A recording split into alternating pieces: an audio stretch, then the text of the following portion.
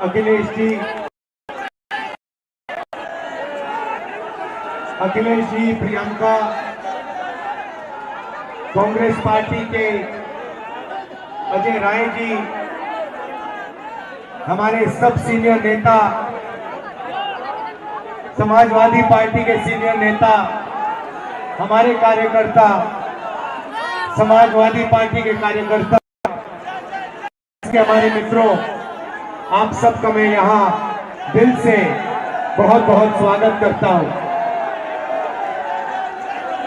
एक साल हुए हमने भारत जोड़ो यात्रा कन्याकुमारी से कश्मीर तक 4000 किलोमीटर चली।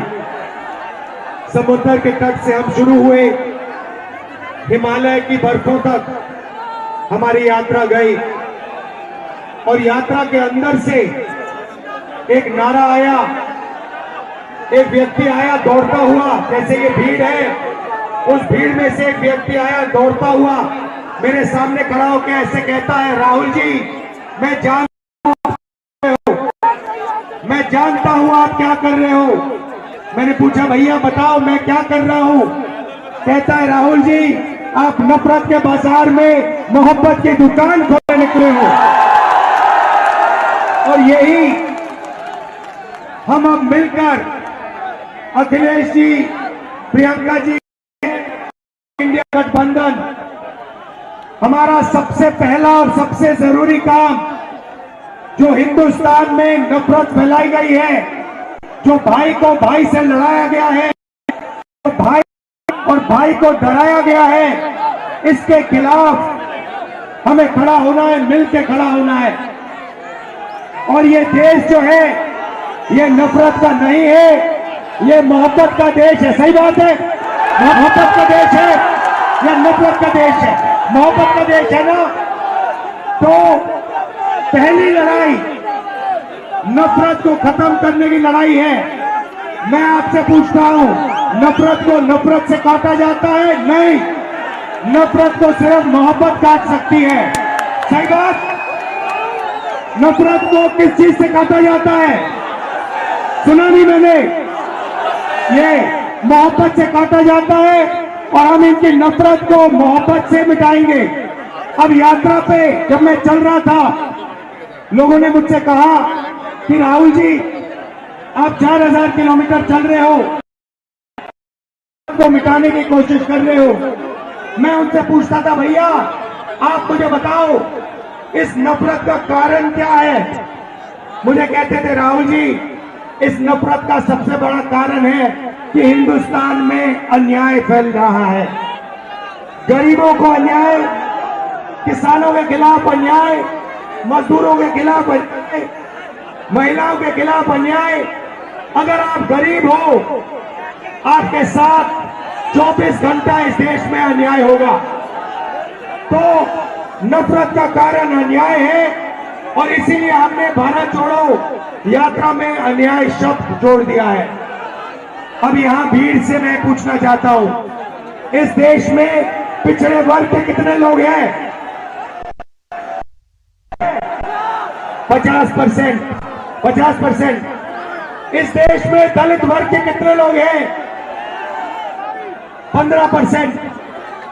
इस देश में माइनॉरिटी सारी की सारी मिला दो, मुसलमान, सिख, ईसाई कितने, जैन कितने हैं?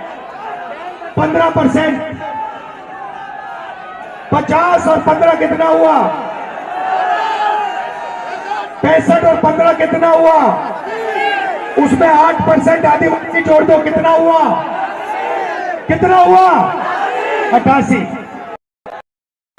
हिंदुस्तान की सबसे बड़ी कंपनियों की लिस्ट निकालो, उनके मालिकों की लिस्ट निकालो और आपको दिखेगा कि 88% में से एक मालिक नहीं है आपका।